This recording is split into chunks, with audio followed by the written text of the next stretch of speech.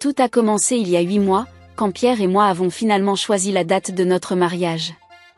Le 15 octobre n'était pas qu'un simple jour dans le calendrier, c'était la date exacte de notre première rencontre, 3 ans plus tôt, dans ce petit café près de la Bastille. Je me souviens encore de son sourire maladroit quand il a renversé son café sur sa chemise blanche, et de notre fou rire qui a suivi. Depuis ce jour, nous savions tous les deux que c'était différent, que c'était spécial. L'organisation du mariage était devenue mon projet à plein temps, en plus de mon travail d'architecte.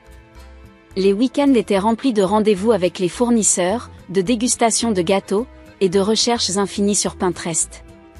Pierre me taquinait souvent en disant que j'étais devenue une vraie Britzilla, mais il était là à chaque étape, participant activement à toutes les décisions importantes. Nous avions décidé d'organiser une cérémonie intime mais élégante dans une ancienne orangerie en banlieue parisienne. Les invitations ont été envoyées 6 mois à l'avance, comme le veut la tradition. Je me rappelle avoir passé une soirée entière à créer un groupe WhatsApp pour la famille, voulant m'assurer que tout le monde soit au courant et puisse s'organiser. Sandra, ma future belle-mère, avait même répondu avec un emoji cœur, ce qui, avec le recul, était probablement le seul moment de gentillesse qu'elle m'ait montré pendant toute cette période. Les premiers mois de préparation se sont déroulés comme dans un rêve. Ma mère et ma sœur m'accompagnaient dans les boutiques de robes de mariée, mes amis organisaient des dîners pour discuter des détails, et même mon père, d'habitude si réservé, s'était pris au jeu en suggérant des idées pour le menu. Sandra restait discrète, se contentant de hocher la tête lors de nos rencontres familiales quand nous parlions des préparatifs. Je pensais naïvement que son silence signifiait son approbation. Après tout, elle n'avait émis aucune objection quand nous avions annoncé la date lors du dîner de famille. Elle avait même souri ce soir-là, même si maintenant je réalise que son sourire n'atteignait pas ses yeux. Pierre m'avait prévenu que sa mère pouvait être compliquée, mais je croyais sincèrement que notre relation, bien que pas particulièrement chaleureuse, était au moins cordiale. Les mois passaient, et chaque détail se mettait en place comme les pièces d'un puzzle. Le traiteur était réservé, le DJ avait notre playlist préférée, et ma robe était en cours de retouche. Nous avions même trouvé un officiant qui acceptait de personnaliser la cérémonie selon nos souhaits. Tout semblait parfait, peut-être trop parfait. C'est fou comme on peut passer des mois à planifier le plus beau jour de sa vie sans se douter un instant du drame qui se prépare en coulisses. Si quelqu'un m'avait dit ce qui allait se passer, je ne l'aurais jamais cru. Mais c'est souvent ainsi, n'est-ce pas? Les plus grandes tempêtes arrivent quand le ciel semble le plus clair. Je me souviens encore de ce dimanche où Pierre et moi étions allongés sur notre canapé, en train de finaliser le plan de table. Nous rions en essayant de placer stratégiquement les oncles qui ne se parlaient plus et les cousins qui flirtaient en secret. C'était un moment simple mais parfait, de ceux qui vous font dire que vous avez fait le bon choix. Si seulement j'avais su que dans quelques semaines, notre bonheur tranquille allait être bouleversé par une série d'événements que personne n'aurait pu prévoir.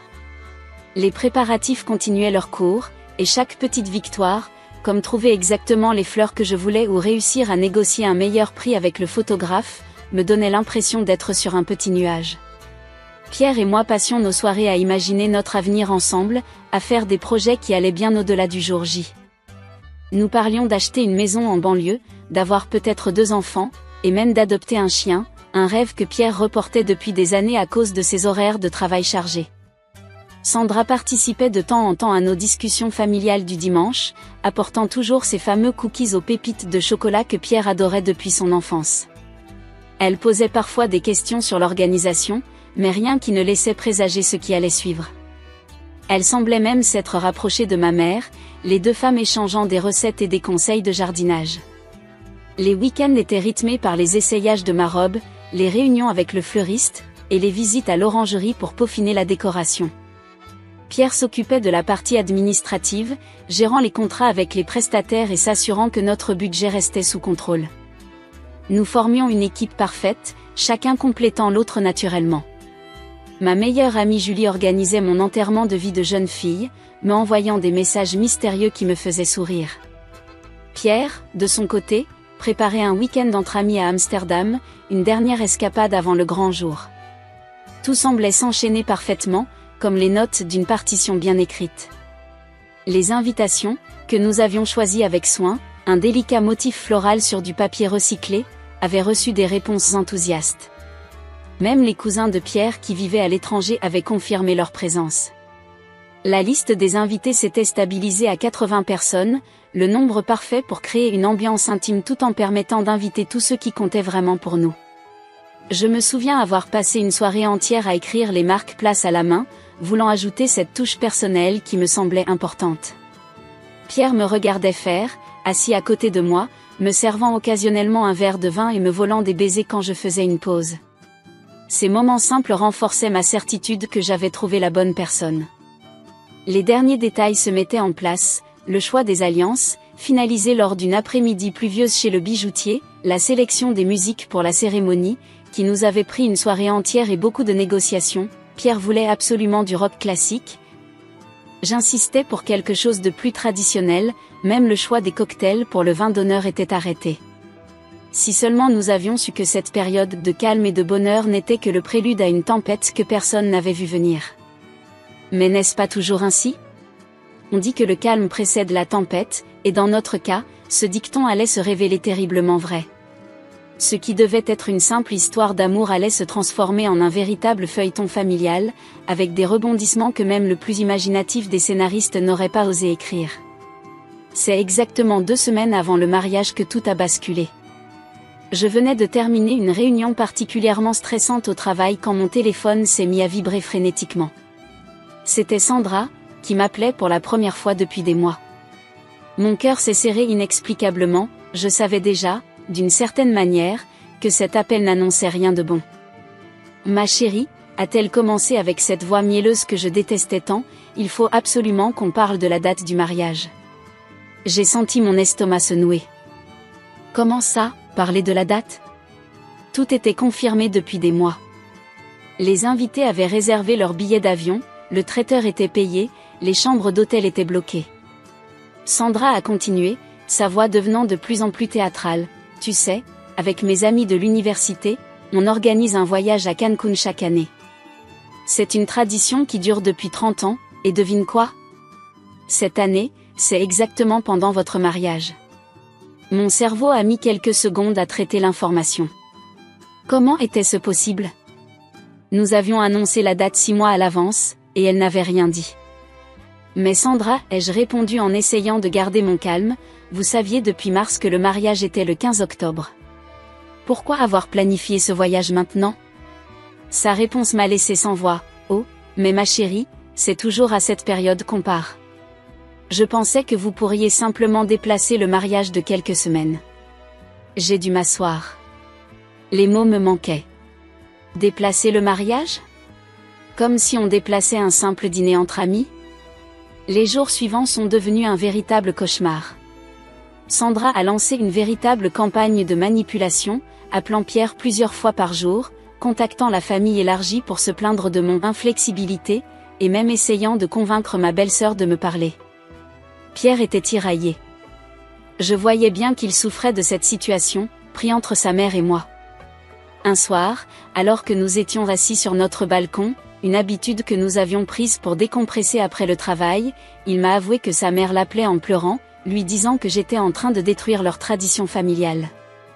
Les messages de Sandra devenaient de plus en plus pressants. Elle a créé un groupe WhatsApp avec toute la famille pour exposer sa situation, présentant son voyage à Cancun comme une tradition sacrée que je m'obstinais à ignorer. Certains membres de la famille ont commencé à me regarder différemment lors des réunions familiales du dimanche, comme si j'étais devenue cette méchante belle-fille qui empêchait une pauvre mère de profiter de ses vacances annuelles. Les jours passaient, et la situation ne faisait qu'empirer. Sandra avait maintenant adopté une nouvelle stratégie, elle publiait sur Facebook des photos de ses précédents voyages à Cancun, accompagnées de légendes passives-agressives comme « les vrais moments de bonheur avec mes amis, qui vont me manquer cette année à cause de certains événements ». Ses amis commentaient avec des messages de soutien, sans même connaître toute l'histoire. La tension était palpable dans chaque interaction familiale. Les dîners du dimanche, autrefois moments de partage et de joie, étaient devenus des exercices d'équilibristes où chacun pesait ses mots. Ma belle-sœur Sophie, qui avait toujours été proche de moi, semblait maintenant éviter mon regard. Elle m'a avoué plus tard que Sandra l'appelait chaque soir pour pleurer sur son sort. Pierre essayait de temporiser la situation, proposant des compromis impossibles. Et si on organisait un deuxième repas de mariage pour maman à son retour, ou on pourrait peut-être faire une cérémonie en visioconférence pour qu'elle puisse y assister depuis Cancun. Des suggestions qui montraient à quel point il était désespéré de trouver une solution qui satisferait tout le monde. J'ai passé des nuits entières à me demander si j'étais vraiment déraisonnable. Après tout, ce n'était qu'une date, non? Mais chaque fois que je commençais à douter, je repensais aux mois de préparation, à l'argent déjà investi, aux invités qui avaient planifié leur venue. Sans parler de la symbolique de cette date, le 15 octobre, jour de notre première rencontre. Comment Sandra pouvait-elle nous demander de sacrifier tout cela pour un voyage qu'elle avait délibérément programmé en connaissance de cause? Une semaine avant le mariage, Sandra a changé de tactique. Elle a commencé à répandre des rumeurs subtiles sur ma famille. Vous savez, je comprends qu'ils veuillent faire les choses à leur façon. Après tout, ils n'ont pas les mêmes valeurs que nous. Ces commentaires, apparemment anodins, étaient comme des petites bombes lancées dans nos relations familiales. Les derniers jours avant le mariage sont devenus un véritable calvaire. Sandra alternait entre des crises de larmes théâtrales au téléphone avec Pierre et des messages accusateurs envoyés à toute la famille. Elle a même contacté certains de nos prestataires, prétendant vouloir vérifier les détails, mais en réalité cherchant à semer le doute sur la date. La veille du mariage, alors que j'essayais de me concentrer sur les derniers préparatifs, Sandra a annoncé qu'elle avait finalement décidé de ne pas aller à Cancun. Mais au lieu d'être soulagée, je me suis sentie encore plus anxieuse. Son ton, quand elle l'a annoncé, laissait présager que ce n'était pas une concession, mais plutôt le prélude à quelque chose de pire. Je ne peux pas manquer le mariage de mon fils unique, avait-elle dit avec un sourire qui n'atteignait pas ses yeux, même si certaines personnes font tout pour gâcher nos traditions familiales. Cette nuit-là, allongée dans notre lit, je me suis tournée vers Pierre. « Tu crois qu'elle va vraiment venir ?» ai-je murmuré. Il m'a serré dans ses bras, mais n'a pas répondu. Nous savions tous les deux que la présence de Sandra au mariage ne signifiait pas la fin du drame, mais peut-être le début de quelque chose de bien pire. Le jour de mon mariage s'est levé sous un ciel étonnamment clair pour un mois d'octobre. Je me préparais dans une petite suite de l'orangerie, entourée de ma mère et de mes amis. L'ambiance était un mélange d'excitation et d'appréhension, personne n'osait mentionner Sandra, mais sa présence planait comme une ombre sur ce qui aurait dû être une matinée de pure joie. Elle est arrivée à la cérémonie avec 15 minutes de retard, créant une petite agitation parmi les invités déjà installés. Je ne pouvais pas la voir depuis la pièce où j'attendais, mais Julie, qui était allée vérifier la situation, est revenue avec une expression inquiète. Elle porte du gris foncé, m'a-t-elle chuchoté, et elle a l'air, eh bien, disons qu'elle n'a pas l'air d'être là pour célébrer. Pendant la cérémonie, j'essayais de me concentrer sur Pierre, sur ses yeux pleins d'amour, sur nos vœux que nous avions écrits avec tant de soin. Mais il était impossible d'ignorer complètement Sandra, assise au premier rang, son visage figé dans une expression que je peux seulement décrire comme du mépris pur. Chaque fois que les invités riaient à une blague de l'officiant, elle poussait un soupir audible. Quand Pierre a mentionné dans ses vœux que j'étais la meilleure chose qui lui soit arrivée, elle a laissé échapper un petit rire sec qui a fait se retourner plusieurs personnes. La cérémonie s'est terminée sous les applaudissements, et pendant un bref moment, j'ai cru que peut-être, juste peut-être, le pire était passé. Les photos de famille se sont déroulées dans une ambiance tendue mais gérable. Sandra gardait ses distances, se plaçant toujours à l'extrémité du groupe, comme si être trop près de moi risquait de la contaminer. C'est pendant la réception que tout a explosé. Le cocktail battait son plein, les invités circulaient avec leurs coupes de champagne, et l'atmosphère s'était enfin détendue. Pierre et moi faisions le tour des tables, remerciant chacun d'être venu partager ce moment avec nous. Quand nous sommes arrivés à la table de Sandra, j'ai pris une profonde inspiration et me suis approchée d'elle avec mon plus beau sourire. « Sandra, merci d'être venue », ai-je dit sincèrement, tendant la main vers elle. Ce qui s'est passé ensuite reste gravé dans ma mémoire comme au ralenti. Son visage s'est transformé, passant de la froideur calculée à une rage pure en l'espace d'une seconde. Elle s'est levée si brusquement que sa chaise est tombée en arrière, le bruit résonnant dans la salle soudain silencieuse. « Me remercier ? M'y remercier » a-t-elle hurlé, sa voix montant dans les aigus. « Tu oses me remercier après avoir délibérément ruiné mon voyage ? Après avoir monté mon fils contre moi ?» Les invités autour de nous se sont figés, les verres à mi-chemin de leurs lèvres. Pierre a fait un pas en avant, mais avant qu'il puisse intervenir, la main de Sandra a fendu l'air. Le claquement de la gifle a résonné dans tout le salon comme un coup de tonnerre. La douleur physique était à peine perceptible comparée au choc émotionnel. Ma joue brûlait, mais c'était la humiliation qui me coupait le souffle. Les 300 invités retenaient leur respiration, certains avaient porté leurs mains à leur bouche, d'autres filmaient déjà la scène avec leur téléphone. Pierre s'est précipité entre nous, mais Sandra était lancée. « Tu n'es qu'une manipulatrice », continuait-elle de hurler, postillonnant de rage. « Tu as tout planifié depuis le début. Tu savais pour Cancun. Tu savais que c'était notre tradition. Mais non, il fallait que tu choisisses cette date-là, précisément cette date-là. » Ma belle-sœur Sophie essayait de la faire asseoir, mais Sandra la repoussait, complètement hors de contrôle. 30 ans. 30 ans que nous faisons ce voyage entre amis. Et 7. Elle cherchait visiblement le mot le plus blessant possible, son visage déformé par la colère. Le temps semblait s'être arrêté. Les musiciens avaient cessé de jouer, le serveur qui passait avec un plateau de champagne s'était immobilisé, et même les enfants qui couraient entre les tables s'étaient tus. L'air était devenu épais, presque irrespirable. Je sentais les regards de tous les invités sur moi, certains compatissants, d'autres avides de voir la suite du spectacle. Ma mère s'est levée de sa table, prête à intervenir, mais je lui ai fait signe de rester où elle était. Les larmes me montaient aux yeux, non pas de tristesse, mais de rage pure. 3 ans de petites piques, de remarques désobligeantes, de manipulations subtiles culminaient dans ce moment. La gifle n'était que la goutte d'eau qui faisait déborder le vase. Pierre tentait désespérément de calmer sa mère, mais elle le repoussait comme s'il n'était qu'un étranger. « Tu ne vois pas ce qu'elle a fait de toi » criait-elle maintenant à son fils. « Tu ne vois pas comment elle t'a changé ? Mon petit garçon ne m'aurait jamais fait ça. » Ces mots étaient comme des couteaux, visant à blesser le plus profondément possible. Le photographe, professionnel jusqu'au bout, continuait à prendre des clichés, le bruit de son appareil ponctuant étrangement la scène comme un métronome détraqué. Plus tard, ces photos montreraient l'exact moment où tout a basculé, Sandra, le bras encore levé, son visage tordu par la rage, Pierre, figé entre nous deux, et moi, la main sur ma joue, les yeux brillants non plus de joie mais de colère contenue. Le silence qui a suivi la gifle était assourdissant.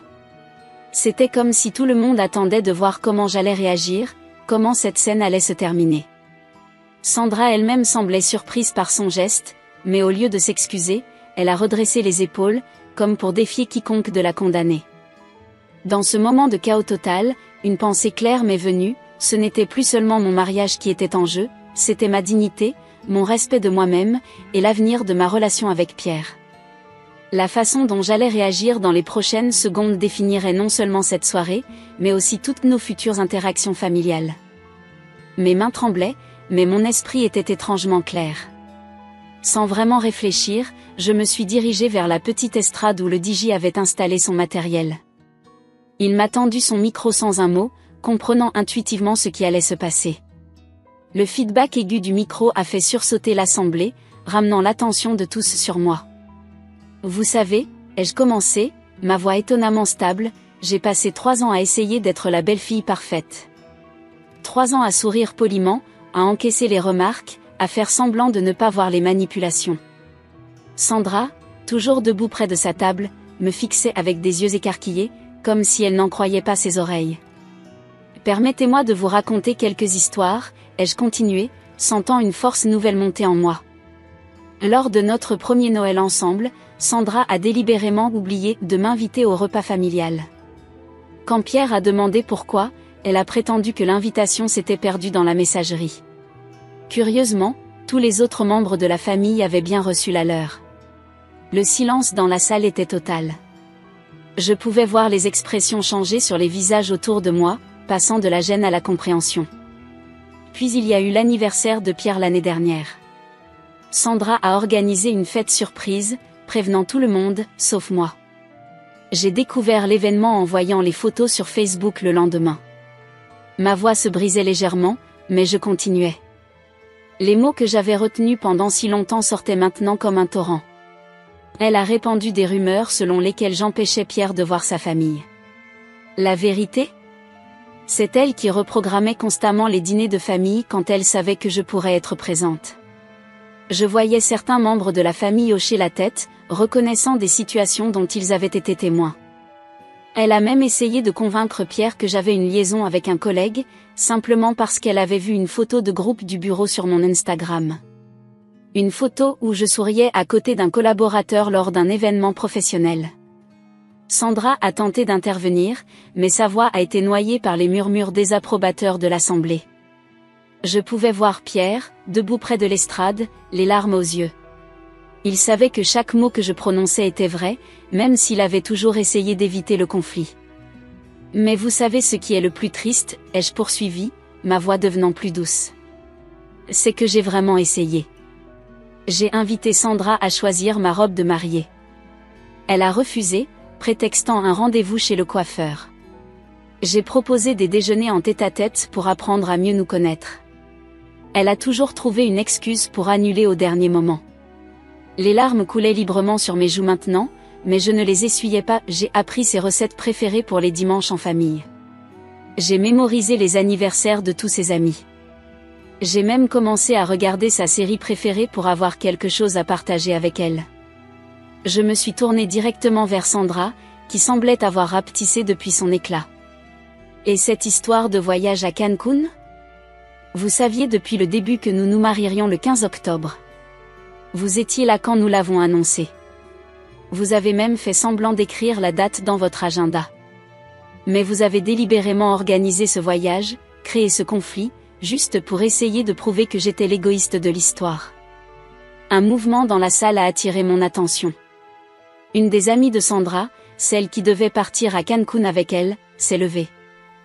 Sandra, a-t-elle dit d'une voix claire, tu m'as dit que la date du mariage avait été changée au dernier moment. Tu m'as fait réserver ces vacances en me disant que c'était la seule semaine possible. Cette révélation a déclenché une vague de murmures dans l'assemblée. Je voyais les derniers soutiens de Sandra s'effondrer alors que la vérité éclatait enfin au grand jour. Même sa meilleure amie découvrait l'étendue de ses manipulations. Pendant 3 ans, ai-je repris, ma voix retrouvant sa force, j'ai laissé passer chaque remarque désobligeante, chaque petit coup bas, chaque tentative de sabotage. Je me disais que c'était le prix à payer pour faire partie de cette famille. Mais aujourd'hui, devant tous nos proches, vous avez franchi une ligne. Cette gifle n'était pas juste une attaque contre moi, c'était une attaque contre votre fils, contre notre couple, contre tout ce que nous essayons de construire. Pierre est monté sur l'estrade et a pris ma main. Pour la première fois de sa vie, il ne cherchait pas à tempérer la situation, à trouver un compromis. Il était simplement là, à mes côtés, me soutenant silencieusement mais fermement. Sandra est partie en courant du salon, ses talons claquant sur le parquet, suivie par 2 de ses amis qui tentaient de la rattraper. Le silence qui a suivi son départ a été rapidement rompu par un applaudissement isolé, puis un autre, jusqu'à ce que la salle entière résonne d'applaudissements et même de quelques sifflets d'encouragement. La tante de Pierre, Catherine, celle qui avait toujours gardé ses distances avec Sandra, s'est approchée de moi les larmes aux yeux. « Ma chérie » m'a-t-elle dit en me serrant dans ses bras, il était temps que quelqu'un lui dise ces 4 vérités. Cela fait des années que nous la regardons détruire les relations de Pierre. Elle a fait la même chose avec sa précédente fiancée, il y a 10 ans. Les invités se sont mis à partager leurs propres histoires, comme si un barrage venait de céder. L'oncle Robert a raconté comment Sandra avait saboté son entreprise familiale en répandant des rumeurs malveillantes. La cousine Marie a révélé que Sandra l'avait découragée de faire des études à l'étranger en manipulant ses parents. Chaque nouvelle histoire confirmait que son comportement toxique ne se limitait pas à notre relation. Pierre, toujours à mes côtés, semblait à la fois soulagé et bouleversé. Des années de manipulation subtile se révélaient soudain dans toute leur ampleur. « Je suis désolée » m'a-t-il murmuré, sa voix tremblant légèrement. « J'aurais dû voir tout ça plus tôt. J'aurais dû te protéger. » Je lui ai serré la main, sachant que cette prise de conscience était aussi douloureuse que libératrice pour lui. Ma mère, qui s'était retenue d'intervenir pendant tout ce temps, est venue nous rejoindre. Elle a pris Pierre dans ses bras, le serrant comme son propre fils. « Vous êtes notre famille maintenant » a-t-elle dit simplement. « Tous les 2. Et rien ni personne ne pourra changer ça. » Le DJ, sentant que le moment de tension était passé, a doucement relancé la musique. Les serveurs ont recommencé à circuler avec les plateaux de champagne. Petit à petit, la fête a repris ses droits, mais quelque chose avait changé. L'atmosphère était plus légère, comme si un nuage toxique qui planait sur l'assemblée s'était enfin dissipé. Plus tard dans la soirée, alors que nous dansions notre première danse en tant que mari et femme, j'ai réalisé que ce qui s'était passé n'était pas seulement une confrontation, c'était une libération. Chaque pas de danse semblait plus léger, chaque sourire plus authentique. Les regards que nous échangions avec Pierre n'étaient plus teintés de cette inquiétude constante qui nous accompagnait depuis des mois. Sophie, ma belle-sœur, est venue me voir pendant que Pierre dansait avec ma mère. Et tu sais, m'a-t-elle dit en jouant nerveusement avec son verre, j'ai toujours su que maman était difficile. Mais je n'avais jamais osé lui tenir tête. Te voir le faire aujourd'hui, ça m'a donné du courage. Je crois qu'on a tous eu besoin de ça. Les messages de soutien ont continué à affluer tout au long de la soirée. Des cousins éloignés, des amis de la famille, même le photographe qui travaillait avec la famille depuis des années, tous venaient partager leur propre expérience avec Sandra. C'était comme si une chape de plomb avait été levée, permettant enfin à chacun de respirer librement. Vers la fin de la soirée, alors que les derniers invités commençaient à partir, Julie m'a montré les réseaux sociaux. Les quelques vidéos qui avaient été postées de la confrontation recevaient un déluge de commentaires positifs. Des femmes partageaient leurs propres histoires de belles-mères toxiques, créant une chaîne de solidarité inattendue. Pierre et moi avons passé les derniers moments de la soirée assis dans un coin tranquille du jardin, observant les derniers invités qui dansaient encore. Et tu sais, m'a-t-il dit en me regardant avec une tendresse infinie, quand je t'ai demandé en mariage, je savais que tu étais forte. Mais aujourd'hui, tu m'as montré une force que je n'aurais jamais imaginée. Tu n'as pas seulement tenu tête à ma mère, tu nous as tous libérés. Cette nuit-là, en rentrant à notre chambre d'hôtel, j'ai réalisé que notre mariage avait été bien plus qu'une simple célébration d'amour. C'était devenu un moment de vérité, de libération, et de nouveau départ. La gifle de Sandra, aussi choquante qu'elle ait été, avait finalement été un cadeau. Elle avait brisé les dernières chaînes qui nous retenaient dans ce cycle toxique de manipulation et de silence. Les jours qui ont suivi ont apporté leur lot de changements. Sandra a envoyé des messages d'excuses à certains membres de la famille, même si elle n'a jamais osé nous contacter directement. Pierre a commencé une thérapie pour travailler sur les années de manipulation qu'il avait subies. Et moi, j'ai enfin pu être simplement moi-même, sans constamment surveiller mes paroles ou mes actions. Notre histoire est devenue une sorte de légende dans la famille, racontée lors des réunions comme le jour où quelqu'un a enfin osé dire non à la manipulation émotionnelle. Mais plus important encore, c'est devenu le jour où notre amour s'est révélé plus fort que toutes les tentatives de sabotage, où notre couple est sorti grandi d'une épreuve qui aurait pu nous détruire. Ce n'était pas le mariage de conte de fées dont j'avais rêvé petite fille, mais c'était notre histoire, authentique et libératrice. Et quelque part, c'était encore mieux qu'un conte de fées.